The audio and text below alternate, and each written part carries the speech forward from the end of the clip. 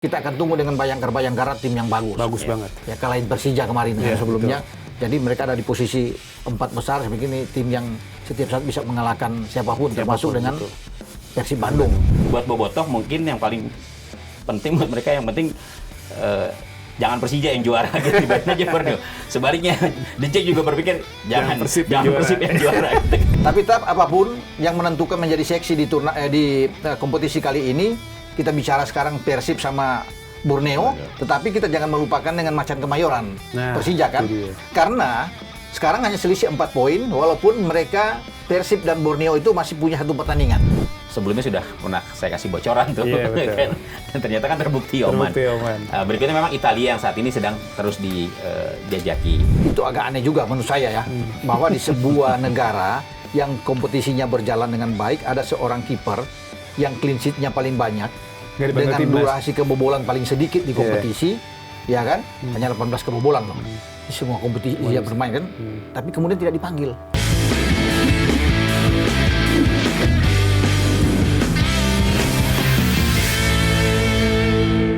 Oke Zoners, kembali lagi di Locker Room. Hari ini kita sudah kedatangan 2 pandit nih yang sudah pengalaman banget nih di persepakbolaan tanah air. Bahkan 2 pandit ini juga punya pengalaman menjadi manajemen di klub-klub sepak bola di Indonesia. Yang pertama ada Bung Ropan atau Bung Roni Pangemanan. Siap. Siap Bung Ropan.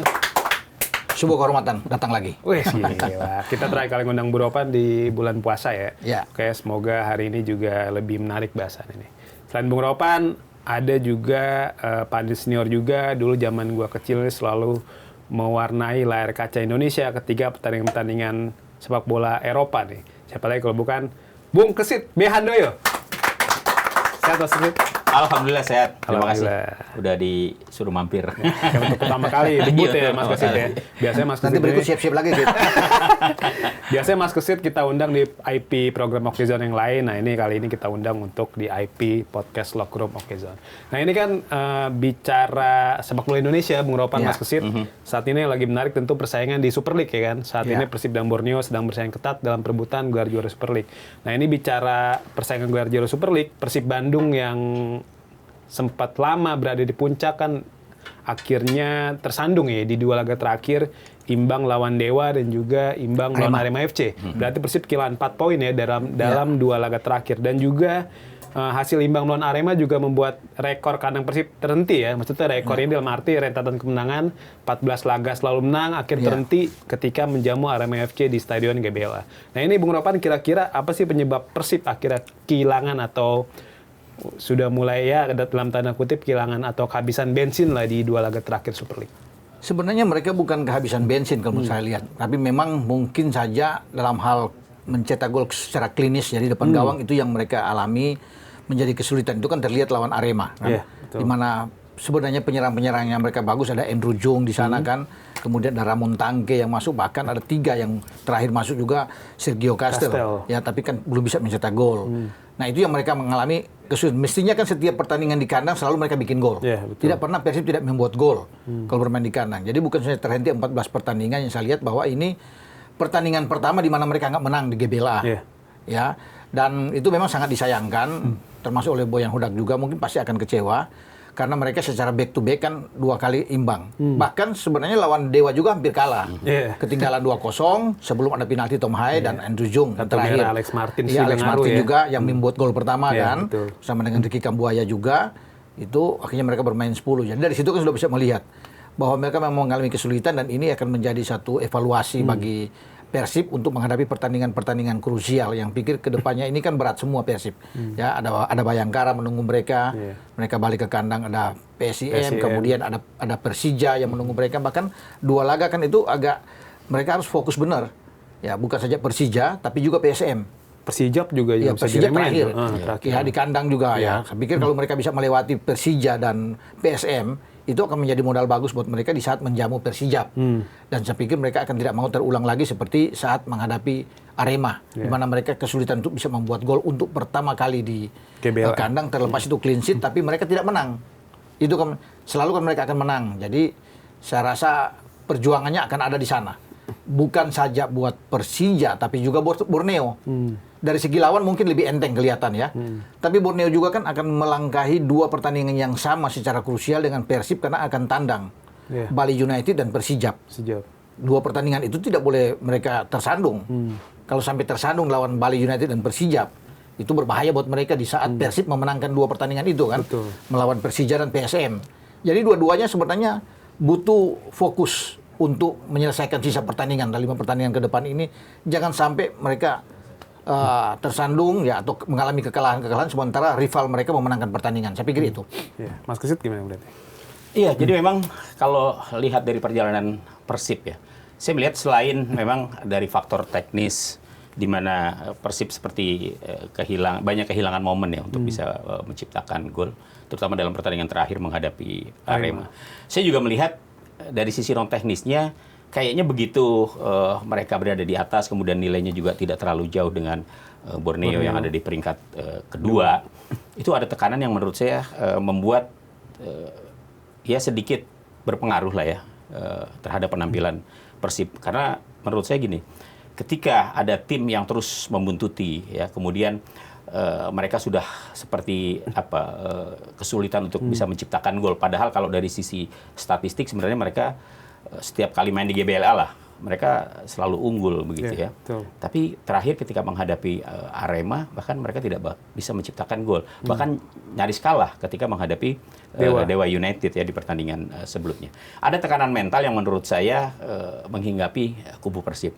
Dan inilah yang akhirnya mengganggu konsentrasi mereka yang secara tidak langsung memang akhirnya berpengaruh kepada penampilan para pemain Persib. Ya, bagaimana sulitnya mereka ketika mendominasi permainan tapi tidak mampu menciptakan gol.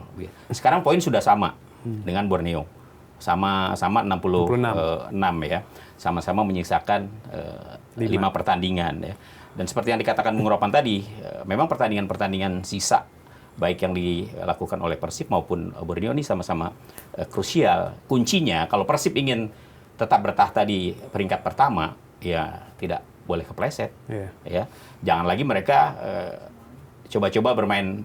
Kalau kalah, jangan pastilah, jangan sampai lah kalau kalah. Tapi jangan juga mereka bermain seri. Jadi 5 pertandingan ini sebisa mungkin mereka dapatkan dengan poin penuh. Sambil berharap Borneo tersandung.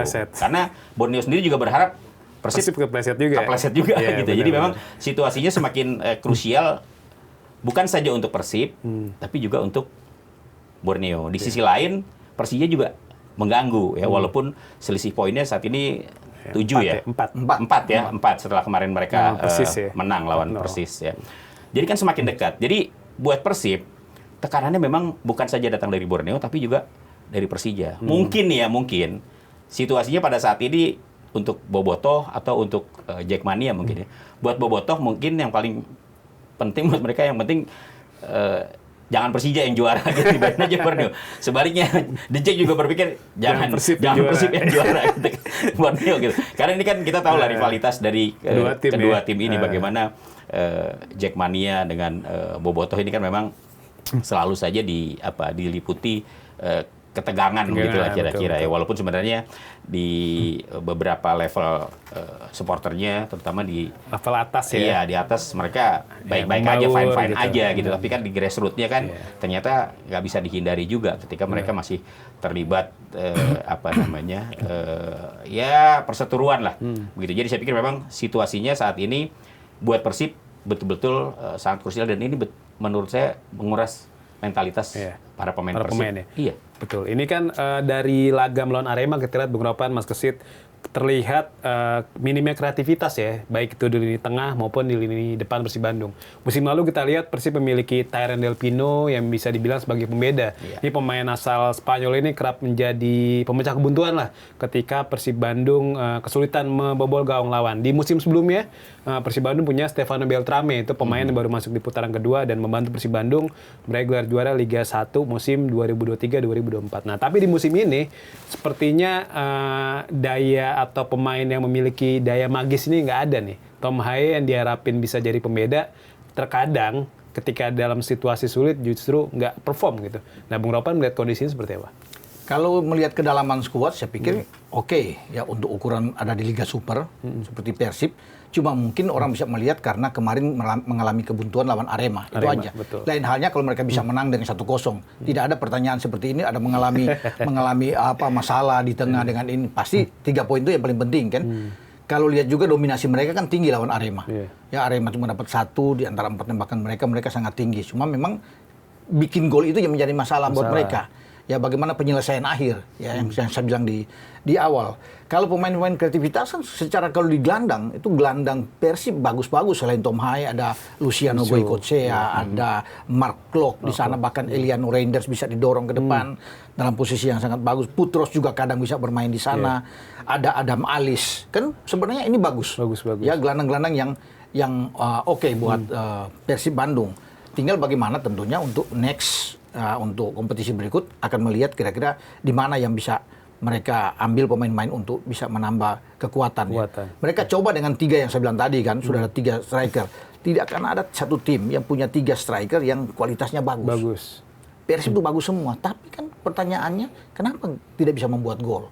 Sudah berbagai upaya dilakukan. Nah ini yang akan dievaluasi oleh Bojan Hodak sebagai pelatih, dan ini menantang mereka untuk 5 pertandingan ke depan harus betul-betul mantap untuk ke depan.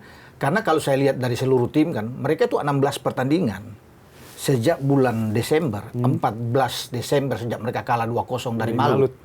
Mereka tidak pernah kalah. Betul. Sepanjang 2025 satu-satunya tim yang tidak pernah tumbang itu adalah Persib Bandung. 16 pertandingan hanya 5 imbang, kemudian sisanya mereka bisa menang. Berarti ada 11 pertandingan ini. Cuma kesininya itu yang terpeleset kemarin. Kalau mereka bisa menang aja kemarin, itu lebih aman buat mereka melawan Arema kan. Di saat mereka 2 kali imbang itu dengan Dewa, kemudian Borneo juga menang melawan PSM dan melawan Semen Padang. Semen Padang pula di kandang. Nah ini akan diuji nantinya dua-duanya di saat Persib akan menghadapi Bayangkara dan kemudian Borneo akan keluar lawan Kediri. Tidak mudah mengalahkan Kediri juga kan. Ya bisa aja ada kejutan di sana yang akan terjadi. Jadi Persib ini pun imbang di Kediri ya. Iya, sulit kan. Jadi memang butuh dua-duanya fokus benar untuk pertandingan. Dan kalau melihat pergerakan dari Borneo, saya lihat di 8 pertandingan terakhir, sejak mereka Februari lalu kalah dari Dewa dengan 2-1, mereka kan juga tidak pernah kalah ke sini. 8 pertandingan terakhir ada 2 imbang. Menariknya buat mereka, 2 imbang itu lawan Persib dan lawan Persija. Selebihnya kan mereka menang semua. Nah kalau kita tarik lagi ke sini di 4 pertandingan, itu mereka bikin 13 gol. 4 pertandingan, mulai dari Biak 5 kan, mereka bisa PSM, Semen Padang, kemudian mereka bisa menang. Jadi 13 gol mereka buat, hanya 3 kemasukan. Jadi memang mereka stabil. Yang dibutuhkan oleh Borneo adalah kestabilan. Makanya Fabio Lefunde sebagai pelatih ingin bahwa mereka jangan sampai terpeleset untuk kemudian mempertahankan konsistensi permainan. Ya, mereka tidak melihat dengan Persib, tapi mereka melihat dengan diri sendiri untuk terus bisa melaju dan memenangkan setiap pertandingan. Itu yang dibutuhkan untuk 5 pertandingan ke depan bagi Borneo. Ya kalau memang Persib terpeleset, ya itu keuntungan buat mereka di saat mereka bermain konsisten. Dengan setiap match itu mereka bisa memenangkan pertandingan dan 3 poin yang mereka dapatkan. Jadi walaupun dari segi lawan mungkin mereka dilihat lebih ringan dibandingkan perjuangan Persib, tapi kan tidak boleh anggap enteng. Ya, karena Persib Kediri bisa membuat mereka juga kalau sampai imbang, nggak usah kalah, imbang aja bukan berbahaya buat mereka. Mereka juga harus berpikir melawan Persita di kandang, tidak mudah juga. Persita Tangerang sebelum mereka lawan nantinya keluar kan Bali United dan Persijap. Ya. Terakhir juga lawan Malut penutup kan, tidak mudah juga walaupun mereka di Malut mereka menang kan lawan Malut. Sebaliknya bagi Persib kalah lawan Malut, tapi pertandingan terakhir juga akan menentukan. Ya kalau posisi sama, pemain-pemain Malut juga akan habis-habisan karena kan Ciro dari sana, David Da Silva dari sana, Delpino dari sana, Franka dari sana kan. Wah, itu pasti akan berjuang habis-habisan juga. Termasuk dengan Bali United kan. Bali United pasti akan habis-habisan juga. Mungkin Persija pingin bahwa mereka akan habis-habisan melawan Persib untuk mengalahkan Persib, membuat mungkin Borneo bisa menjadi juara. Bisa saja kan. Ini hanya berandai-andai kan. Begitu juga dengan Persib kan, Persib tidak mau kalah ya dalam pertandingan melawan Persija dalam big match nantinya. Ya tapi kita akan lihat nantinya. Ini menarik menjadi seksi karena dua-dua tim ini melakoni pertandingan yang krusial ya, sama-sama tidak boleh terpeleset juga, tersandung dan butuh 3 poin terus dalam setiap pertandingan. Satu tim imbang nggak usah kalah akan berbahaya. Nggak usah kalah, imbang saja akan berbahaya. Makanya kita akan tunggu dengan Bayangkara tim yang bagus. Bagus banget. Ya kalahin Persija kemarin sebelumnya. Jadi mereka ada di posisi 4 besar, begini tim yang setiap saat bisa mengalahkan siapapun termasuk dengan betul. Persib Bandung. Ya. Mas Kesit, ini Persib Bandung kan seperti kata Bung Ropan tadi punya sebenarnya ada 4 penyerang ya. Ada William Barros yang memang sekarang lebih sering main jadi winger kanan ya. Tapi kan sekarang yang fokus main sebagai penyerang tengah tuh ada Ramon Tanque, ada Andrew Jung dan juga ada Sergio Castel. Nah, tapi kalau kita lihat dari musim ini Sergio Castel tuh belum golin ya. Semenjak didatengin di bulan Januari. Terus juga Ramon Tanque angin-anginan sempat mencetak gol beruntun tapi nanti puasa golnya lebih lama lagi. Nah, Andrew Jung sebenarnya ini lebih konsisten, tapi minusnya dia sering cedera. Nah, tapi kalau melihat fakta ini, apakah ini tanda manajemen Persib Bandung harus merombak lini depan nih untuk ketika menatap musim depan gitu? Iya, ketika pemain-pemain seperti Ramon Tanque, kemudian Andre Jung, kemudian William Barros, kemudian juga hadir Tom Hay, ya, Castel, Mati Cardi, kemudian Barba. Orang kan melihat bahwa Persib nih dahsyat benar gitu ya. Kedalaman skuadnya sangat dahsyat, sangat luar biasa. Bahkan mereka disebut-sebut memiliki 2 tim yang sama kuatnya. Siapapun yang diturunkan tidak akan mengurangi kekuatan Persib gitu. Tapi memang faktanya ternyata tidak seperti itu gitu ya. Ada inkonsisten yang diperlihatkan oleh Persib. Oke, memang mereka memainkan pertandingan lebih banyak karena harus tampil di ACL 2. Ya, walaupun akhirnya mereka rontok di 16 besar karena kalah bersaing dengan Ratchaburi. Tapi sebenarnya kalau saya lihat dari untuk bersaing di Super League dengan komposisi pemain yang saat ini dimiliki Persib itu sangat bagus banget ya. Sudah sangat bagus banget gitu ya. Kalau kemudian mereka tidak bisa menunjukkan lagi eksistensinya terutama dalam 2 pertandingan terakhir selain karena tekanan, mungkin juga ada faktor-faktor yang menurut saya seperti yang tadi disampaikan bahwa Jung sering mengalami cedera. Kalau kita lihat torehan Andre Jung sangat bagus, luar biasa ya. 10 gol, 11 ya. Ya, 11 ya. 11 gol. Artinya dia memang menjadi tumpuan. Sayangnya memang kadang-kadang dia harus dibekap dengan cedera. Sementara betul Tanque lebih angin-anginan gitu ya. Kadang dia tampil bagus, tapi kadang-kadang juga banyak peluang, tapi tidak mampu dia ciptakan gol. Harapannya kan sebenarnya dari lini kedua ada Barros dari sisi sayap ya, tapi juga ternyata William Barros juga mentok di 8 gol kalau nggak salah ya, 8 gol gitu kan. Oke, Tom Hay juga punya kemampuan untuk itu ya, setidaknya dengan 5 gol yang dia ciptakan gitu. Masih juga bisa berharap kepada Beckham Putra misalnya yang juga bisa menyumbang 2 gol. Tapi kan kadang-kadang situasi di lapangan, komposisi pemain Persib tidak sama antara pertandingan yang satu dengan pertandingan yang lain gitu. Saya kira ini yang kemudian menjadi ada stuck yang kemudian diperlihatkan oleh Persib gitu kan.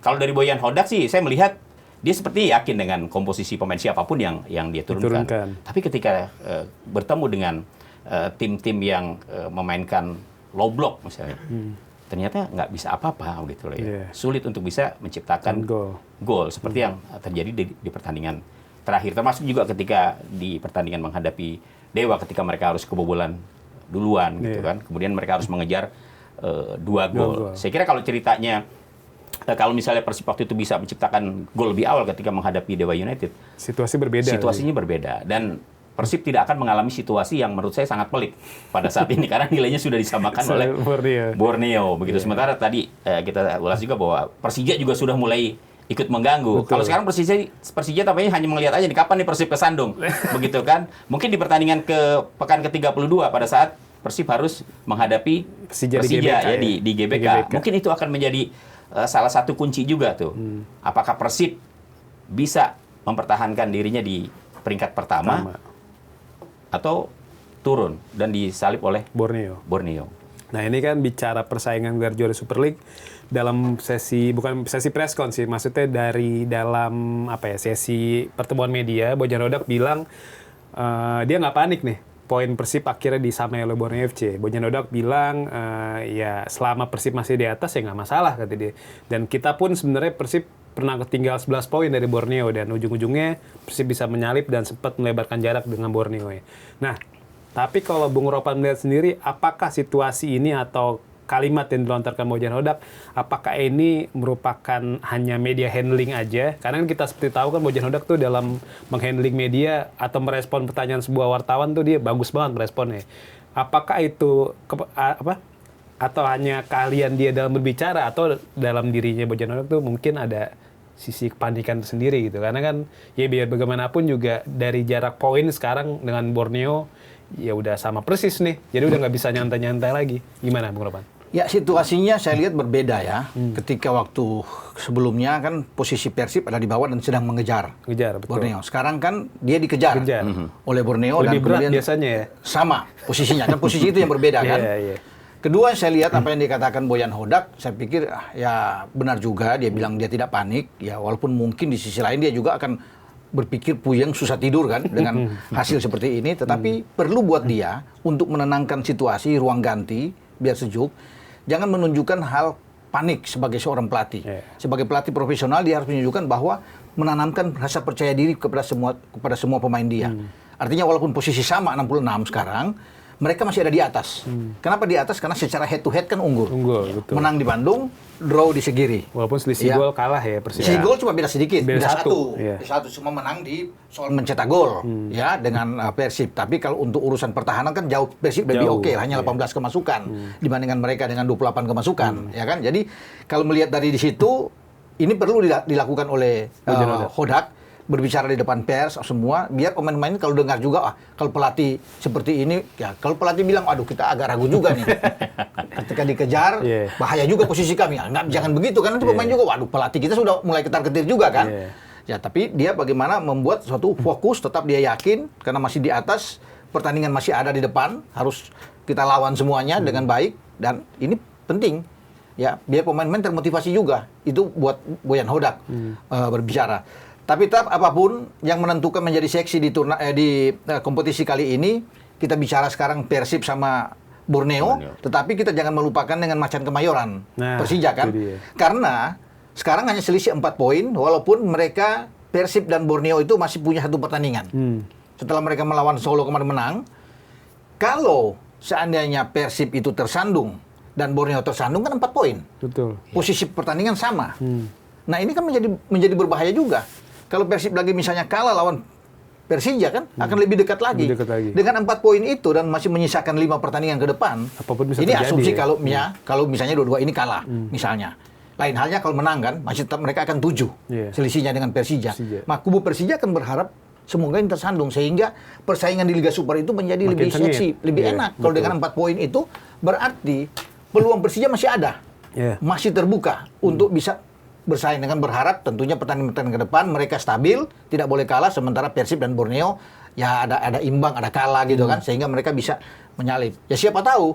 Tetapi kalau dengan kondisi seperti sekarang, pasti Borneo akan habis-habisan dengan Persib juga untuk jangan sampai kalah. Karena mereka juga tahu resikonya kalau sampai kalah akan berbahaya buat mereka untuk dengan Persija yang pasti akan menggebu-gebu juga kan untuk bisa menghadapi lawan-lawan sisa mereka gitu. Mas Kesit gimana melihatnya? Iya, saya kira yang krusial nanti buat Persib ya, pada saat mereka menghadapi Bayangkara. Dan saya yakin itu sudah ditunggu nih oleh Persija, karena setelah itu kan Persib akan ketemu Persija. Kalau Persib sampai ke sandung, katakanlah yang terburuk, mereka kalah lagi melawan Bayangkara, kemudian ditunggu Persija menang, akan semakin sengit, akan semakin seru. Karena itu kunci buat Persib menurut saya, jangan sampai mereka kehilangan poin pada saat menghadapi Bayangkara. Tapi jangan lupa juga, Bayangkara saya lihat dalam beberapa pertandingan mereka sedang on fire gitu loh. Ini yang menurut saya harus dicermati oleh kubu Persib supaya mereka jangan sampai tersandung. Jadi nggak ada cerita seri kalau menurut saya. Kalau Persib mau aman, mereka harus pukul Bayangkara. Kalau mereka kalah lawan Bayangkara, ini menjadi hal yang sangat menarik buat Persija. Pasti ditunggu oleh Persija. Dan kalau misalnya Persija mampu menjegal Persib, ini akan menjadi catatan yang menurut saya pasti akan selalu dikenang. Karena kenapa? Karena Persija lah yang akhirnya membuat Persib menjadi semakin terpuruk, ya, terpuruk dalam arti kata untuk bisa tetap bertengger di peringkat pertama. Dan buat Persija semakin dekat. Kalau Persija bisa menang, Persib kalah 2 kali, akan semakin seru. Seru, betul. Iya. Persaingan bakal semakin sengit pastinya. Ini kan bicara tadi Mas Kesit, Bung Ropan juga sudah membahas Bayangkara kan. Bayangkara FC kan jelas akan menjamu Persib ya di hari Rabu ya. Di hari Kamis 30 April 2026 dan itu digelar di Lampung kan. Kalau kita lihat Bayangkara FC itu dalam dalam 4 laga kandang terakhir selalu menang kan, termasuk menumbangkan Persija ya dengan skor 3-2. Sebelumnya juga Bayangkara mencatatkan hasil positif atas tim-tim top, termasuk menang di Ternate atas Malut. Itu kan hasil yang luar biasa ya, hal yang nggak bisa dilakukan Persib di Ternate kan.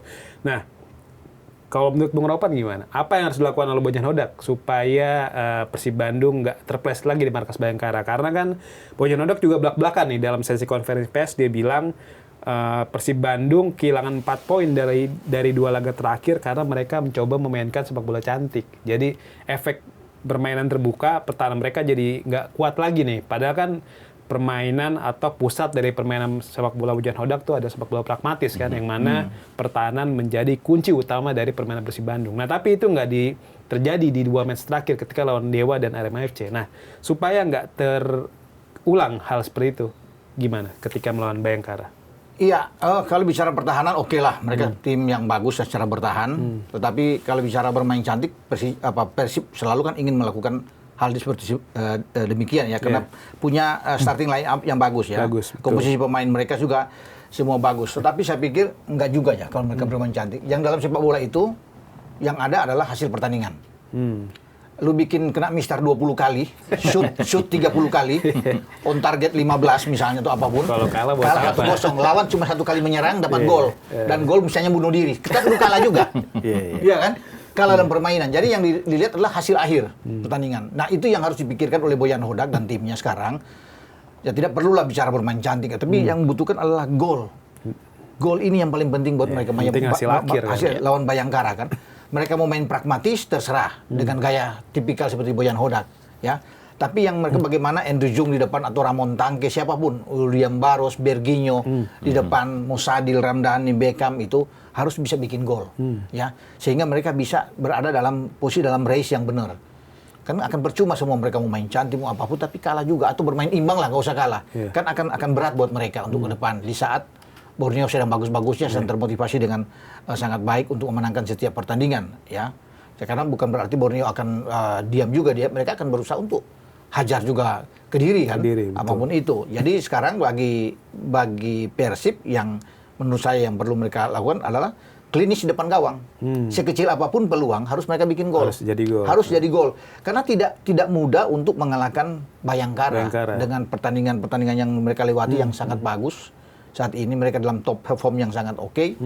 Dan ini memang butuh ya bagi kesabaran bagi Persib untuk bagaimana bisa mendapatkan poin atau 3 poin ini yang penting. Karena menang di Lampung itu susah, berat sekali. Makanya butuh 1 gol aja.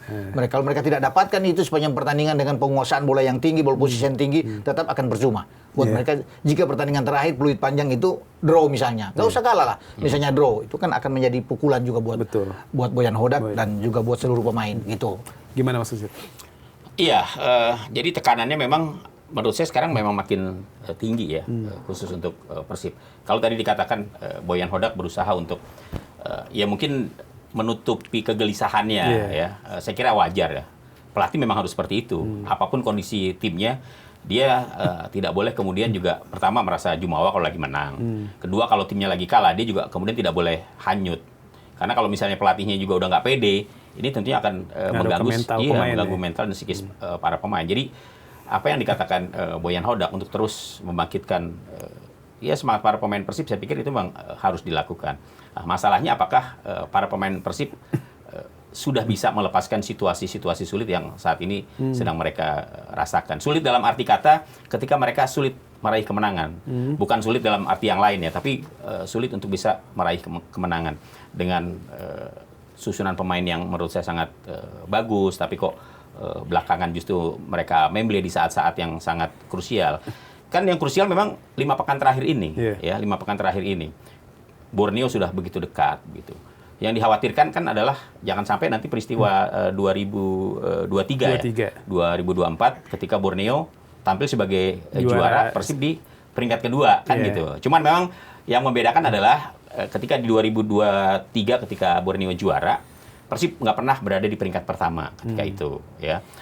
Sekarang beda, sejak pekan ke-17 Persib selalu di peringkat atas ya, tidak pernah terpleset gitu. Baru sekarang mulai didekati oleh Borneo. Artinya bahwa menurut saya yang paling penting pesan yang harus disampaikan ke para pemain Persib ya dari pelatih adalah mengingatkan kembali bahwa lo tuh pernah ada di atas, pernah hebat, punya selisih jarak yang cukup jauh, cukup signifikan, yang sulit untuk bisa dikejar.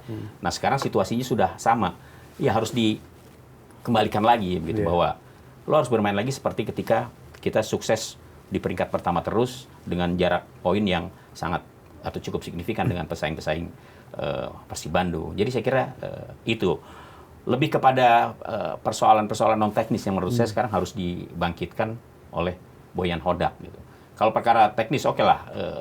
Hal yang menurut saya juga penting adalah bagaimana kemudian menentukan komposisi pemain ya pada saat menghadapi pertandingan yang sangat krusial di 5 pertandingan terakhir buat Persib gitu. Ya pemain seperti Andrew Jung pasti akan tetap diharapkan. Mudah-mudahan dia bisa fit terus begitu. Dan Ramon Tenki juga harus dikembalikan lagi gairahnya begitu kan. Dia sukses kok di Visaka ya ketika tampil di Liga Kamboja, tapi kok ketika bermain di Persib catatan golnya seperti berbanding terbalik begitu ya. Jadi saya kira ini yang juga harus diingatkan oleh goal getter Persib bahwa ya saya sepakat bahwa setiap pertandingan sekarang final. Bukan cuma buat Persib soalnya, buat Borneo juga begitu. Iya. Jadi dia harus melihat bahwa dua tim yang saat ini menjadi rival utama dari Persib ya, Borneo dan Persija itu semua melakoni laga-laga krusial ibarat final. Mungkin yang menjadi pertanyaan juga sekarang adalah materi seperti apa yang akan dimainkan oleh Boyan Hodak di saat mereka butuh poin kan, butuh menang melawan Bayangkara. Starting 11 seperti apa? Apakah mereka akan bertahan dengan seperti lawan Arema kemarin? Ya, dan saya pikir itu kemungkinan besar pemain seperti itu yang akan tampil kan. Udah pasti ya akan bermain di sana.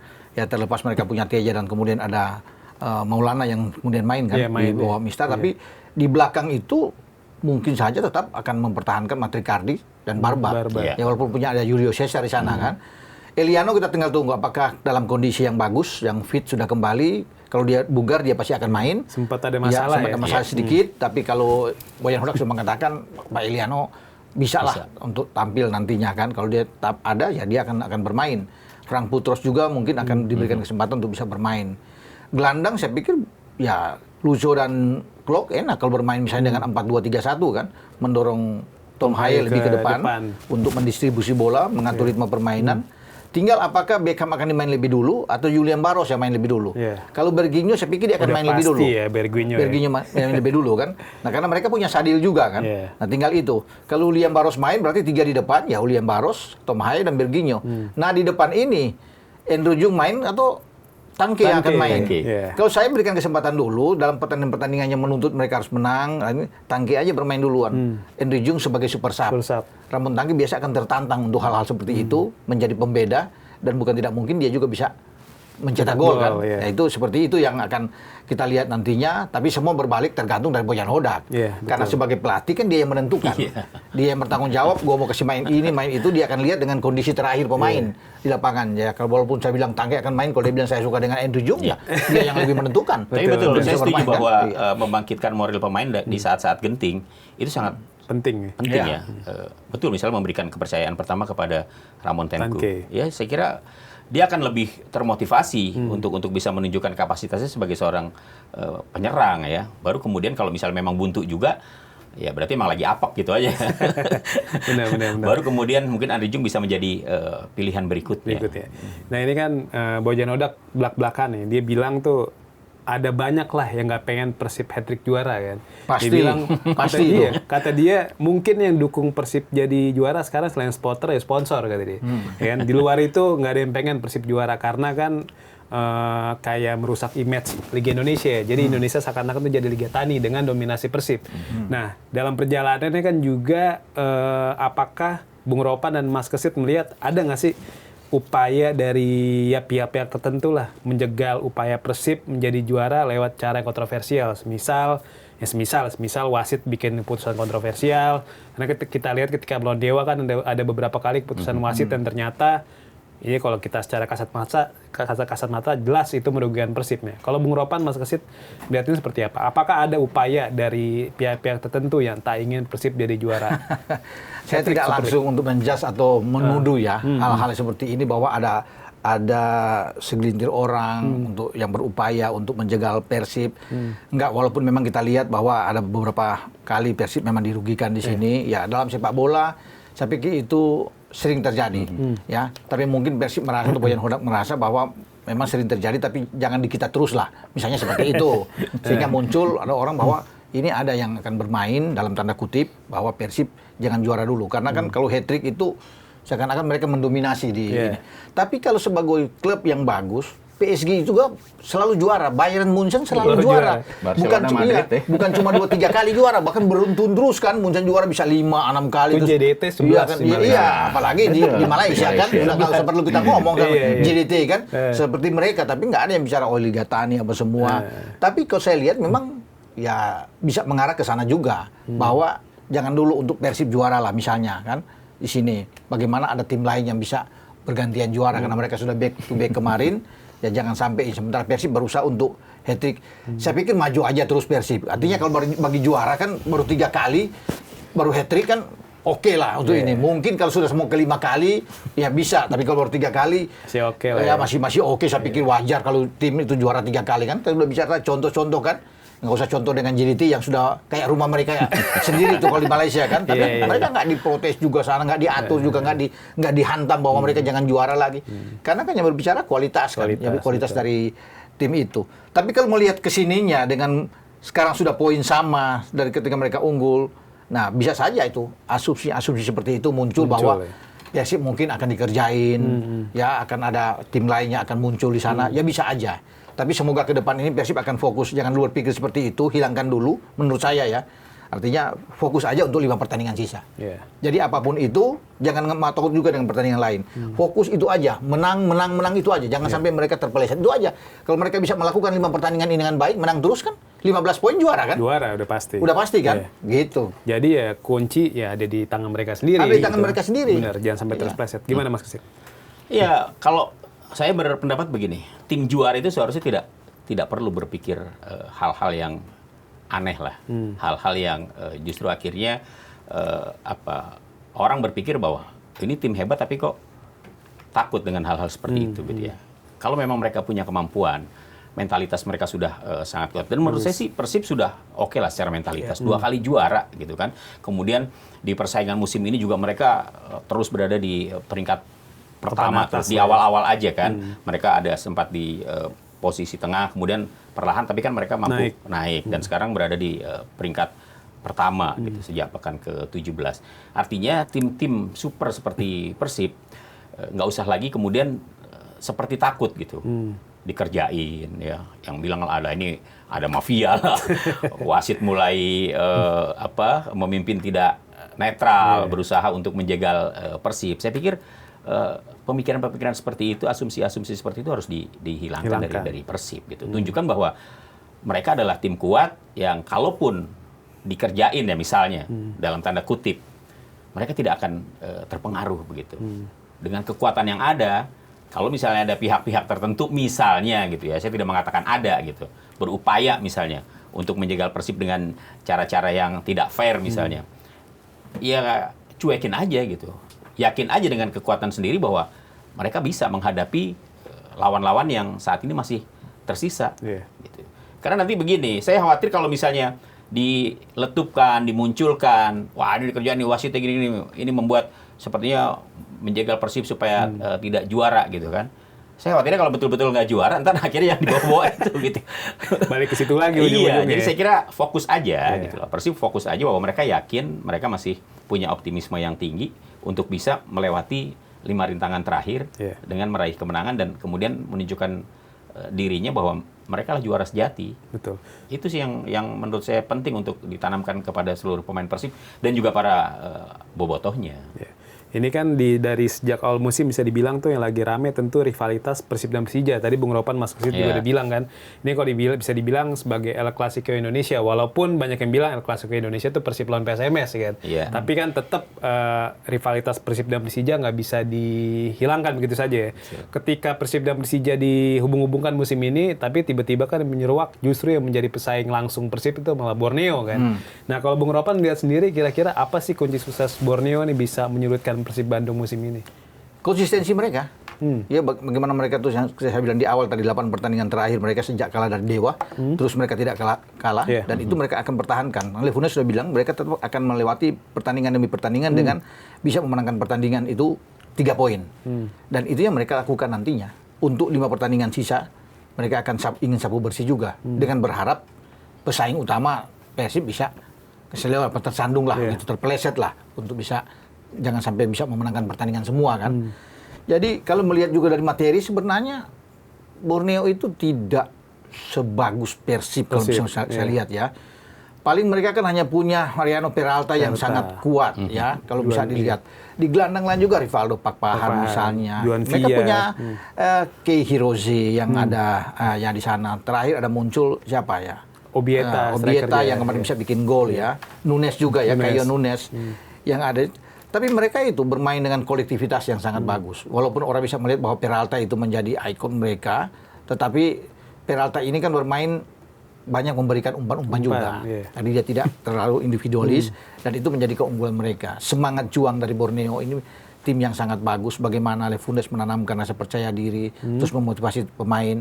Dan kalau di belakang kan Alvarez Buffon, bahkan Komang Teguh itu menariknya kemarin kan bikin gol tuh, Komang Teguh kan. Betul. Nah, dia menjadi salah satu bek tengah yang bersaing dengan pemain bek tengah asing yang bagus yang sudah membuat 4 gol termasuk Federico Barba kan, yang bisa membuat gol. Gustavo Franca misalnya, Malut kan. Satu lagi apa tuh? Ramos dari PSM. Ya, pemain belakang yang sudah membuat 4 gol. Jadi ini pemain lokal satu-satunya pemain belakang yang masuk bisa membuat banyak gol, ya ada di Komang, nggak ada yang menduga kan, bahwa pertahanan mereka dengan Komang, Alvarez, Buffon kan sebenarnya biasa-biasa aja sebenarnya dibandingkan dengan misalnya kalau head to head dengan Persib yang lebih bagus dengan Barba, Matrikari, Julio Cesar bergantian, Putros, Eliano kan bisa bagus, tapi itu yang bisa melihat dengan pemain yang ya saya pikir tidak begitu mewah, tidak begitu, tapi mereka bagus secara tim ya, as a team mereka bagus, kolektivitas yang mereka jaga itu enak buat mereka. Dan mereka tidak pernah, saya lihat tidak pernah takut bermain di tandang. Betul. Ya, bermain selalu bermain secara terbuka, jual beli serangan. Jadi itu menarik buat saya untuk melihat bagaimana Borneo bisa bermain dan selalu bisa memenangkan. Ya, terutama ketika lawan PSM kan, sulit juga bagaimanapun untuk bisa memenangkan lawan PSM, main di PSM. Dan akhirnya mereka bisa memenangkan pertandingan, itu luar biasa. Melawan Malut, mereka bisa menang di Malut di saat Persib kalah kan. Itu tidak mudah juga. Tapi mereka bisa melewati semua tantangan dengan baik. Dengan pemain yang tadi biasa-biasa aja sebenarnya untuk pemain. Tapi karena mereka kolektivitas yang sangat bagus, berani, mereka bermain secara terbuka, bikin gol dari open play dan semuanya. Dan ini menjadi tim yang baik ya, saya pikir untuk musim ini. Jadi kalau mereka bisa bersaing di atas, wajar karena konsistensi yang mereka tunjukkan gitu. Nah ini kan sebelum match Borneo Persik juga, setelah match Borneo Persik akan digelar match Bayangkara Persib tadi juga. Borneo Persik ada Bayangkara Persib kan.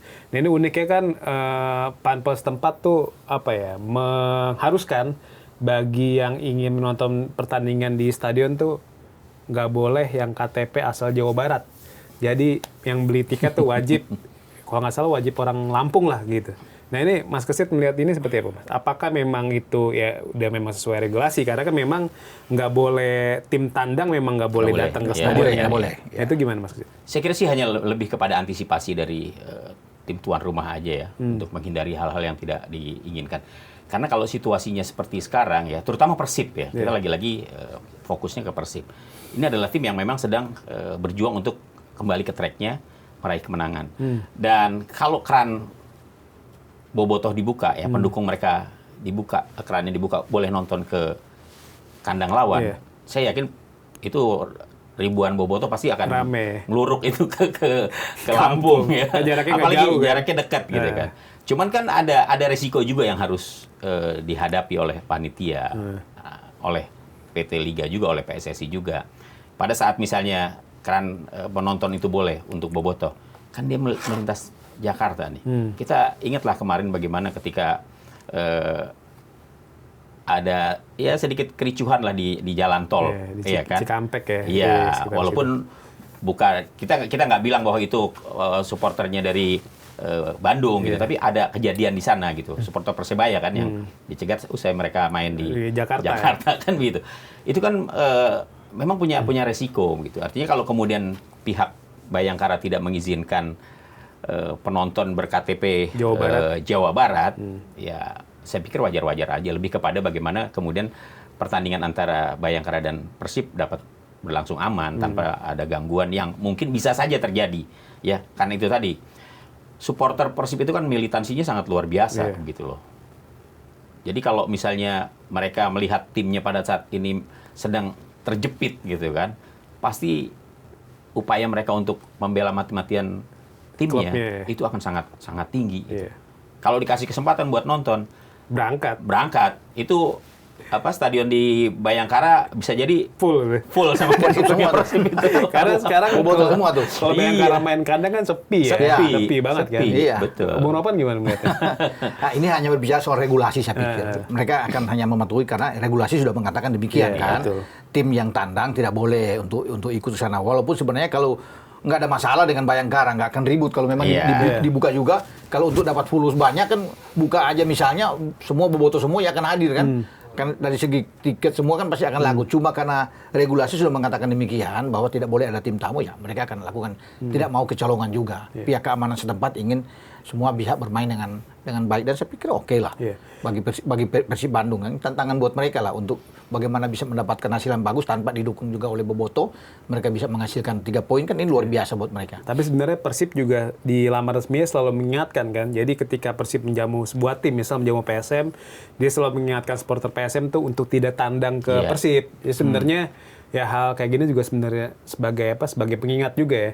Tapi kabarnya juga kayaknya beberapa klub juga nggak ada larangan sih. Maksudnya dalam arti ketika misal Persija tandang ke markas PSM, emang pernah nggak sih kira-kira Panpel PSM tuh melarang bagi pemilik KTP Jakarta nggak boleh? Saya nggak pernah ya. Nggak mendengar begitu kan kalau sudah bicara. Berarti ini kayaknya mungkin yang pertama kali, Bung Ropan. Bisa saja. Kalau melihat kemarin lawan Arema kan, Persib pendukung Arema kan banyak yang datang juga kan. Mereka bisa sambut, semua bisa nonton, akur-akur aja, nggak ada masalah. Ya, saya nggak tahu kalau dengan ini harus lihat dengan KTP, mungkin baru pertama kali. Baru pertama kali. Ya, yang saya ingat saya sih ya baru dengar ini gitu ya. Kemudian dilihat KTP-nya begitu kan. Kalau dia orang Lampung, KTP-nya KTP-nya Jawa Barat tapi dia pendukungnya Bayangkara kan boleh gimana? Iya kan. Jadi memang kalau kemudian memang lebih kepada lihat rivalitas ya, background, bagaimana rivalitas antara klub yang satu dengan yang lain gitu. Kalau kemarin misalnya Bonek hadir kok lawan Persija. Sebelumnya kan orang kalau ada Bonek, wah udah bayangannya udah rusuh nih. Tapi kan ternyata enggak gitu ya. Walaupun ketika mereka pulang ada sedikit insiden lah, tapi secara umum kan mereka aman-aman aja begitu kan. Di beberapa pertandingan lainnya juga seperti itu gitu. Tapi klub-klub yang memang supporternya itu punya rivalitas dengan klub tertentu ya, saya setuju sih ya. Sampai saat ini memang masih sulit misalnya untuk menghadirkan pendukung Persib dengan Persija dalam satu stadion gitu. Itu masih belum mungkin lah. Perlu perjuangan gitu. Itu perlu perjuangan panjang. Harapannya bisa terrealisasi dalam beberapa tahun. Harapannya kita ingin semua pendukung ya di klub-klub Super League ini ya bisa lah mereka enjoy, mau nonton kemana aja. Jakarta menonton ke Bandung menonton di Jakarta, Surabaya menonton ke Malang menonton ke Surabaya. Bisa aja. Arema Persebaya hari ini juga mainnya di Bali kan. Iya, tapi kan memang butuh proses, butuh pendewasaan supporter untuk bisa menerima apapun hasil di lapangan. Nah, itu dia. Nah, ini singkatnya nih, kira-kira Bung Ropan, Mas Kesit, kira-kira di pekan keberapa gelar juara Super League akan ditentukan nih? Sampai pekan terakhir saya pikir. Sampai pekan terakhir yang akan menentukan. Bisa jadi. Menurut saya kan 5 pertandingan ini bisa di pekan terakhir akan ditentukan. Bisa jadi seperti ketika Bayangkara juara, kemudian Bali United kedua. Poinnya kan sama tuh, 68 ya. Kemudian Bayangkara dinyatakan juara karena head to headnya menang atas Bali United. Jangan-jangan head to head juga head to head. Karena Persib menang head to head. Iya. Gitu kan? Benar. Jadi musim ini memang bisa merujuk ke tahun 2017 saat itu. Iya, 2017. Dan waktu itu kan juga kayaknya yang ada Bayangkara diuntungkan karena ada match Mitra Kukar ya.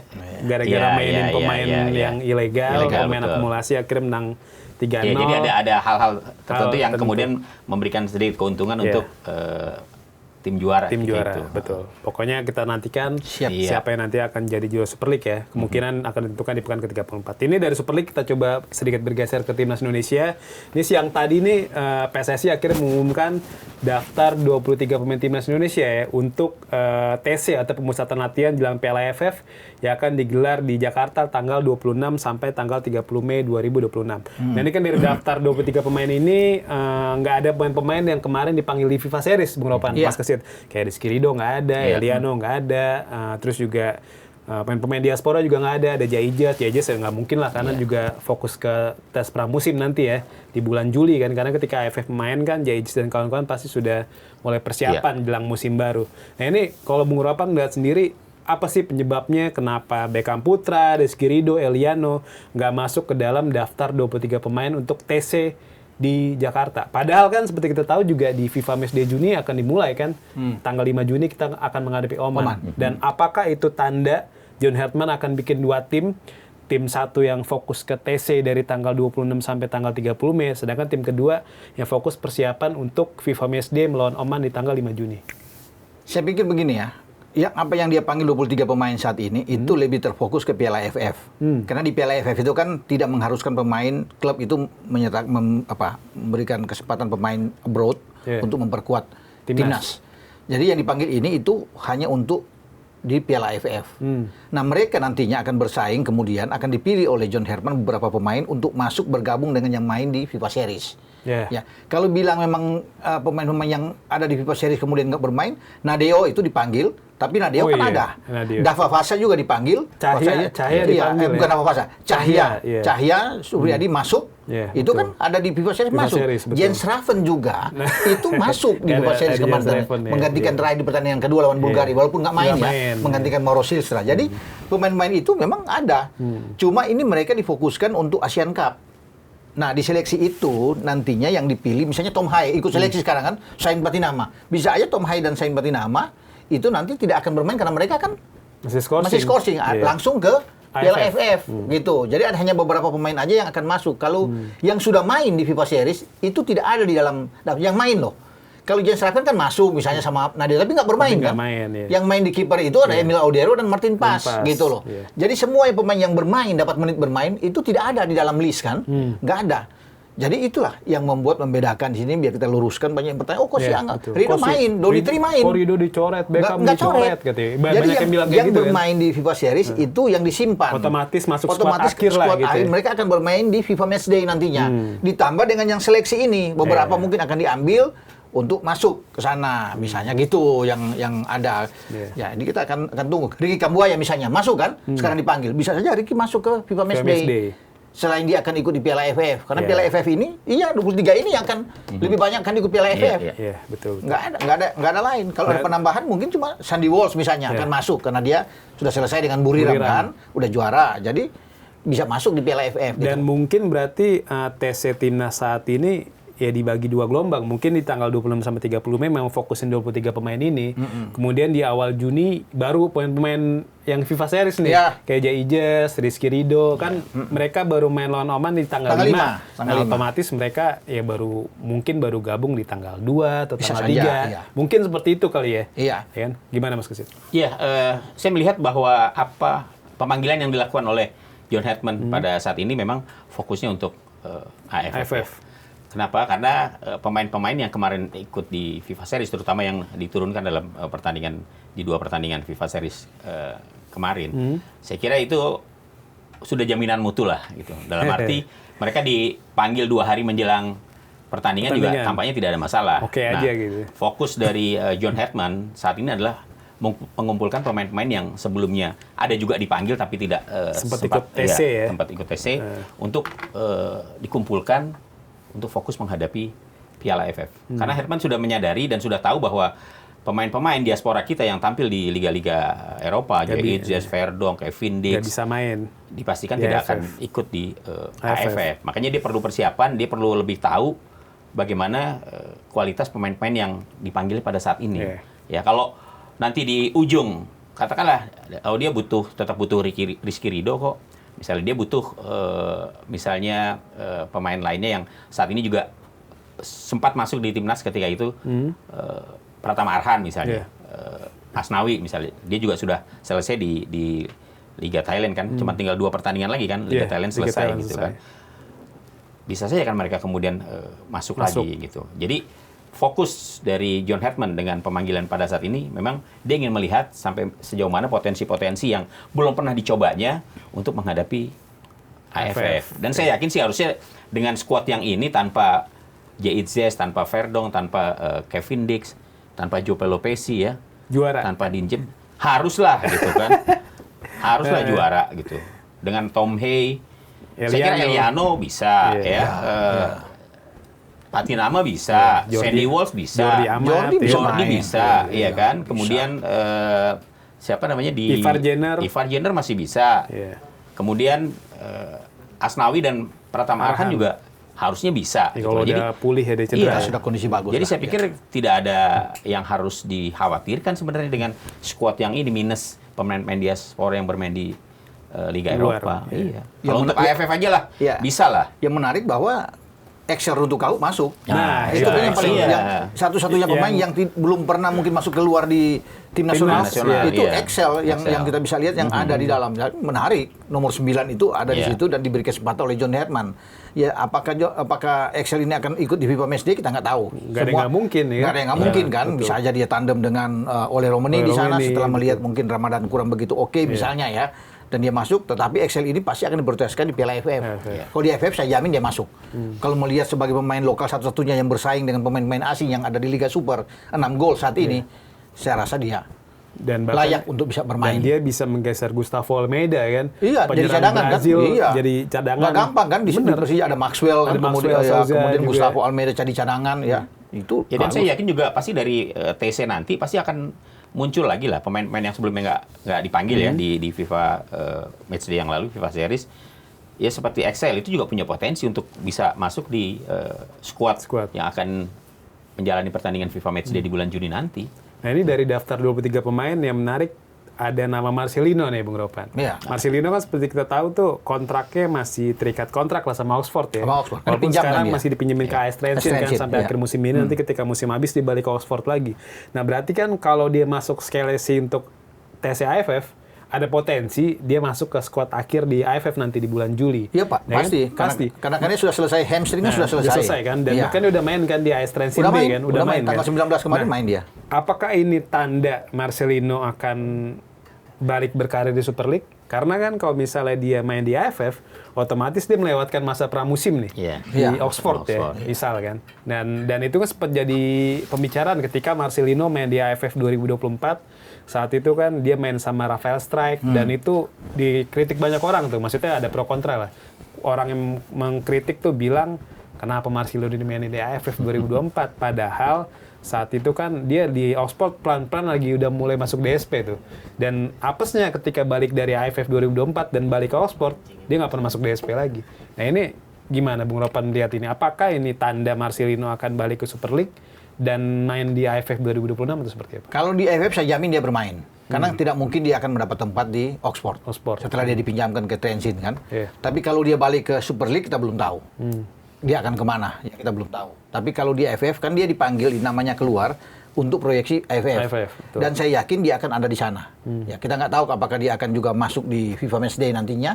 Itu tergantung John Hetman. Tapi kan ini diproyeksikan memang untuk AFF saja. Jadi kalau bicara apakah dia akan masuk, saya jamin masuk di Piala AFF untuk bermain di sana. Karena memang dia diplot untuk ke sana, untuk seorang Marcelino gitu. Kalau Mas Kusit gimana? Iya, potensi Marcelino saya kira masih sangat besar ya untuk bisa bermain bersama timnas khususnya di AFF ya. Bahwa dia dipinjamkan dari Oxford ke Trentin itu adalah bagian dari proses pembentukan karakter dia kan. Bagaimana kemudian dia mengasah kemampuannya. Kalau kesempatan untuk memperkuat timnas, saya sepakat sama yang disampaikan Bung Ropan. sangat besar kemungkinan peluang dia untuk punya kualitas iya, juga dia nih punya pemain kualitas. kan. Kita masih membutuhkan pemain-pemain yang punya tipikal karakter permainannya seperti Marcelino, pemain muda yang menurut saya rasa percaya dirinya sangat tinggi gitu kan, berani pegang bola ya kan. Dan kita butuh dia gitu. Jujur aja kita butuh dia. Kalau dia tidak mengalami cedera, saya pikir dia pasti akan tampil sangat baik gitu. Mudah-mudahan aja sudah bisa melewati masa-masa cederanya gitu. Terlepas dari Marcelino nih, yang jadi pertanyaan tentu Bung Ropan yang lagi ramai juga di medsos, Teja Pakualam nih, lagi-lagi nggak masuk Garuda Calling. Padahal ini kan ya ibaratnya cuma turnamen regional, ya apa salahnya dicoba. Karena kan Teja secara umur mungkin udah 31 tahun ya. Itu mungkin banyak orang bilang ya Teja udah ketuaan. Padahal kan untuk ukuran penjaga gawang, ya nggak tua lah. Makin tua makin jadi biasanya. Bahkan Van de Sar aja dulu gabung ke MU tuh umur 34 gitu di tahun 2005 kan. Dan akhirnya bawa MU dominasi Liga Inggris, juara Liga Champion. Dan ini lagi-lagi juga nggak dipanggil John Hertman. Jadi padahal Teja saat ini mencatat sebagai pencetak clean sheet terbanyak di Super League kan. Dia ngalahin kiper-kiper asing, kiper lokal, kalah semua sama dia. Ini kira-kira kenapa nih Bung Ropan? Bukan jadi alasan saya pikir bagi Teja dengan usia. Tom Hai, Jope Lupesi berapa usia? Jordi Amat berapa? Bener. Udah lebih dari 32, 34 Jordi. Udah sangat tua kan dibandingkan dengan dia bertiga. Apalagi seorang kiper kan. Betul. Orang kiper bisa bermain sampai usia 40 tahun. Iya. Jadi kalau bisa dirinya sayang memang dia tidak dicoba. Artinya dipanggil aja masuk. Kalau soal mau terpilih apa enggak kan urusan nanti pelatih. Tapi ya memang di pertanyaan kenapa dia tidak ada. Itu agak aneh juga menurut saya ya. Bahwa di sebuah negara yang kompetisinya berjalan dengan baik ada seorang kiper yang clean sheet-nya paling banyak dengan durasi kebobolan paling sedikit di kompetisi, ya kan? Hanya 18 kebobolan loh. Di semua kompetisi dia bermain kan. Tapi kemudian tidak dipanggil. Kalau dia punya clean sheet, 16 clean sheet kalau nggak salah yang didapatkan kan, sekitar situ. Itu luar biasa gitu loh. Tidak mendapat kesempatan untuk bermain. Dari tanda tanya ada apa? Bukan soal dia mau masuk di tim nasional tuh, dipanggil aja. Soal nanti yang urusan pelatih kan, oh ternyata saya butuh sebagai Nadeo, saya butuh ya pelatih Cahya misalnya kan. Tapi dia harus masuk. Karena itu dia berada di klub yang memimpin klasmen. Itu makanya saya bilang agak aneh. Di sebuah negara, coba cari kalau mau di Jerman, Italia, misalnya Inggris, Belanda, kiper yang sedang ada di atas, yang puncak yang terbaik di antara semua kiper, kemudian tidak masuk tim nasional, nggak ada. Saya nggak tahu lah, saya nggak bisa berasumsi bicara macam-macam, tapi semua tergantung dari PSSI melihatnya di mana. Karena dia bukan berada di klub papan tengah, ya kan, di atas tim klasemen, terbanyak clean sheet, paling sedikit kebobolan dan bagus. Tapi kemudian nggak ada lagi tim. Nah itu yang menjadi pertanyaan. Nah ini dari 3 kiper yang dipanggil tuh ada Cahya, Nadeo dan Muhammad Riyandi. Kalau memang harus dicoret demi Teja siapa, Bung Ropan? Muhammad Riyandi. Gimana Mas Bujut? Iya. Sependapat. Jadi kalau soal Teja, ini memang menjadi tanda tanya juga gitu ya. Kiper yang klubnya berada di peringkat atas, kemudian dia sekarang juga paling sedikit kebobolan. Bahkan mencatat rekor baru sebagai penjaga gawang yang clean sheet-nya paling banyak ya. Clean sheet paling banyak, mengalahkan Andri Tani loh. Starayo Jaehun sekarang. Starayo Jaehun. Saya juga bertanya-tanya kenapa gitu. Apa salahnya dicoba gitu kan. Bahwa kemudian tidak sesuai dengan selera pelatih ya itu urusan nanti lah gitu. Tapi why not gitu loh. Kenapa nggak dicoba gitu. Betul. Ya mungkin karena kalau dari sisi pengalaman internasionalnya di tim nasional memang harus diakui ya Teja tidak sementereng Nadeo atau Hernando Ari. Tapi kan sebenarnya bisa menjadi opsi ketika Hernando Ari sekarang juga sedang mengalami flop ya, lagi penurunan performa lah ya. Betul, sedang mengalami penurunan performa. Bisa saja dia dicoba. Mungkin ada kurangnya dari Teja, mungkin ya. Kalau saya melihat sih memang dia tipikal kiper yang bukan kiper modern lah gitu. Bukan kiper modern, kiper yang sekarang ini kan yang dibutuhkan kiper yang build up. Nah, mungkin ini salah satu kekurangan dari Teja. Dia bukan tipikal kiper yang bisa membuild up serangan begitu. Cahya sudah terbukti ya di kiper muda tapi dia mampu gitu loh. Apakah ini atau bukan ya kita nggak tahu. Tapi kalau menurut saya sejatinya sih di-try, nggak ada salahnya juga di-try gitu. Betul. Ayo John Herman, panggil dia. Teja gitu. Nah, coba aja kenapa tidak sih? Itu dia iya kan? Kenapa nggak dijajal kenapa gitu? Iya. Karena kan di bulan tanggal 5 Juni nanti lawan Oman, Bung Ropan ya. Iya. Nah, gimana kacanya Bung Ropan? Peluang timnas Indonesia terlepas dari belum ketahuan juga siapa aja dipanggil. Tapi kalau kita bisa bayang-bayang mungkin ya skuad FIFA Series kemarin Ya, ya. itu semua pasti akan dipanggil. Gimana Bung Ropan? Kans timnas Indonesia menang lawan Oman? Bisa lah bermain di kandang, bisa. Kalau lawan Bulgaria kita bisa membuat Bulgaria itu bertahan total. Yang hanya satu penalti yang mereka dapatkan. Lawan Oman bukan tim sembarangan, Yeah. tim bagus. Peringkat 79 dunia. Iya, lebih bagus. Tapi kalau kita bisa berhadapan dengan Arab Saudi yang peringkat 50-an kan, Irak kan lebih bagus dari Oman secara peringkat, dan kita bagus bermain. Saya pikir bermain di kandang kesempatan buat kita menang. Yeah. Kesempatan buat kita. Dengan materi pemain yang oke, kita bisa mengalahkan Oman. Gimana Mas? Yakin Iya. menang timnas? Dengan skuad yang dimiliki sekarang ini sebenarnya Indonesia kalau untuk menghadapi tim-tim dari Asia Barat ya, Timur Tengah, apalagi Oman gitu ya, kita punya pengalaman kok menghadapi Irak, menghadapi Saudi Arabia, menghadapi Qatar, menghadapi Bahrain, ya. Betul. Kemudian catatan kita kemarin di kualifikasi Piala Dunia 2026 zona Asia juga mirip-mirip kok sama Oman, sama-sama nggak lolos kan, gitu kan. Tapi sama-sama masuk sampai ke Bedanya round Oman empat. bisa dapat Oman poin. dapat poin Iya, satu. itu Kita nggak dapat poin. kita nggak dapat poin gitu kan. Iya kan? Iya. Jadi saya kira secara kualitas walaupun peringkat Oman lebih tinggi dari Indonesia begitu. Tapi secara kualitas, kedalaman skuad, Iya. saya kira nggak ada kalahnya lah Bahkan kita bisa dibilang kalau dari segi materi pemain lebih oke lah. Oh ya. iya, Lebih oke. iya, Karena itu Oman mah. semua pemainnya kayak main di liga Main di lokal. liga kan? lokal. Kita main di liga-liga Makanya bagus kan. Dalam beberapa kali kesempatan saya bilang, sekarang ini kalau kita lihat skuad timnas satu persatu itu mentereng loh, ya. Kalau dulu mungkin kalau kita lihat di list pemain kan semuanya benderanya Indonesia. Indonesia. Sekarang udah ada Italia, variasi, ya kan? Ada Prancis, ada Jerman, Belanda. ya kan? Ada Belanda. Jadi saya pikir sudah semakin mewah Iya. tim ini. Jadi ya nggak ada alasan lah kalau untuk menghadapi Oman kemudian kita tidak bisa apa-apa, apalagi AFF gitu. AFF, betul. Walaupun minus pemain-pemain yang saat ini berlaga di liga-liga Eropa. Mungkin terakhir Bung Ropan, Mas Kesit.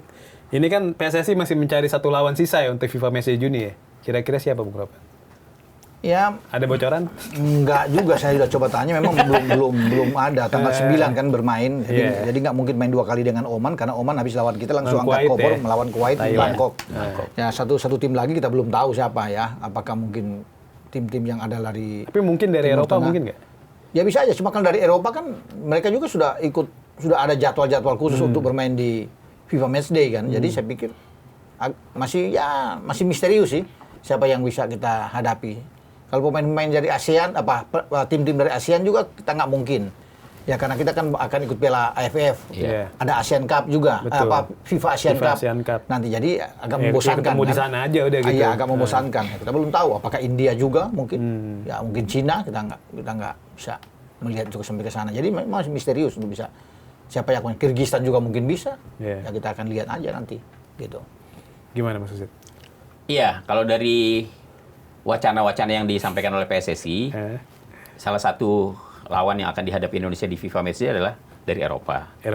Kita sudah dapat nih Oman, ya kan? Sudah fix. Bahkan sebelumnya sudah pernah saya kasih bocoran tuh. Iya, betul. Kan? Dan ternyata kan terbukti Oman. Oman. Berikutnya memang Italia yang saat ini sedang terus dijajaki. Nah, Saya pikir kalau Indonesia bisa mendatangkan lagi tim Eropa sekelas Italia, walaupun mereka tidak lolos, tapi Italia adalah tim juara dunia Juara kan dunia, begitu ya. Mereka betul. sudah 4 kali meraih juara dunia. Kalau ini bisa diwujudkan, ini akan sangat luar biasa. Ya mudah-mudahan aja itu bisa. berarti ada usaha dari PSSI Ada untuk deketin Italia. yang saya dengar mereka coba untuk terus melobi Italia bisa main di Indonesia. Kan kita tahu juga lah kedekatan Ketum PSSI Pak Erick Thohir dengan Infantino yang orang Italia. Mungkin kita bisa juga koneksi pakai Mirwan Suarso di Como atau JIC yang juga main di Sassuolo. Kenapa tidak kan gitu ya? Pak Ete juga kan. Iya, dia kan juga luas koneksi di Italianya kan? sangat luas. Dia pernah jadi presiden Inter Milan gitu. Jadi kalau Italia yang coba dijajaki saat ini, saya kira masih terus di-approach oleh PSSI. Oke deh, semoga benar kejadian setelah melawan Oman tanggal 9 Juni timnas lawan Italia. Harapannya seperti itu. Jadi hiburan sebelum Piala Dunia 2026. Oke deh, Bung Ropan, Mas Kesit, terima kasih sudah main di Lockroom ya. Sampai jumpa di next di podcast serupa.